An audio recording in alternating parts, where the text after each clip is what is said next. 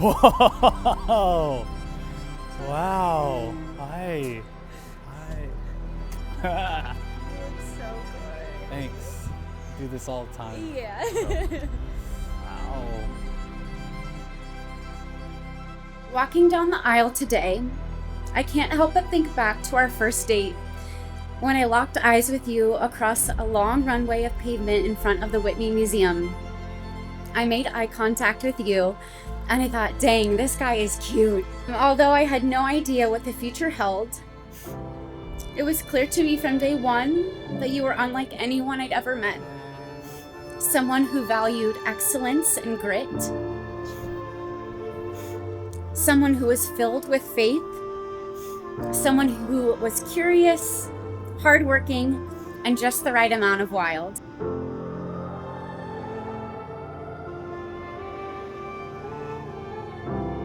Hope deferred makes the heart sick, but a longing fulfilled is a tree of life. For years, I used to walk the streets of New York praying over and over again for a wife with certain characteristics. And God, in His goodness, brought me someone who was so much more than everything I would have thought to pray for years ago.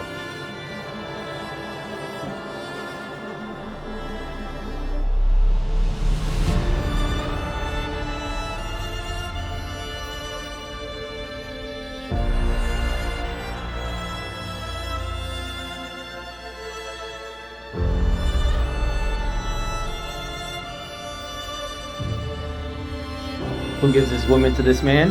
Her mother and I.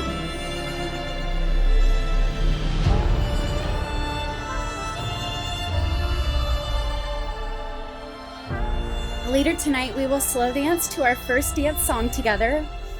A song that I used to listen to as a teen driving my green Honda Civic that I, of course, named Alphaba.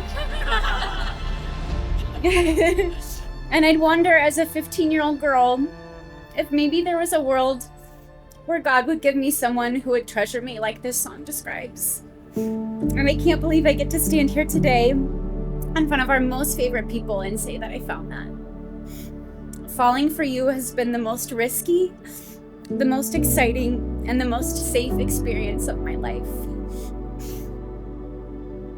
I once heard it spoken in a sermon that on a wedding day, a man looks at his bride and thinks to himself, I hope she never changes. And that the bride looks over at the groom and thinks, I can't wait to see how he changes. I don't know whether or not that's true, but Annie, I promise to grow. I vow to grow in the areas I know I need to work on, and in the areas only you can help me see. I vow to provide for you and for our family. I vow to pay attention to you and to our marriage. I vow to never utter a word to you that isn't the truth. I will strive to never forget or lose sight of what we have when it's just the two of us together doing seemingly anything. Carlton, you weren't left out.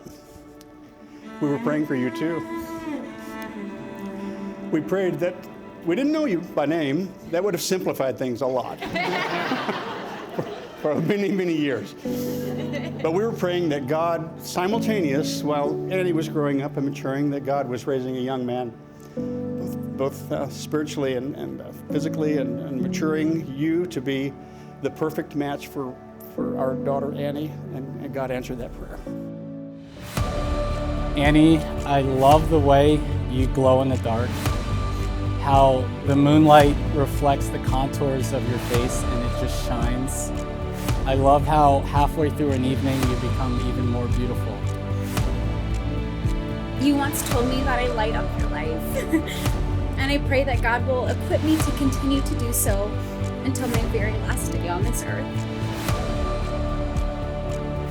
Annie, I am so excited to see what surprises God has in store. And I'm so excited to walk down those pathways with you, hand in hand. Annie, I choose you forever until the day we get to see him who brought us together. By the authority vested in me as a representative of Jesus Christ and as a minister of his gospel, and in the name of the Father, the Son, and the power of the Holy Spirit, I now pronounce you united together as husband and wife. What God has joined together, let no man separate. Carlton, you may kiss your bride.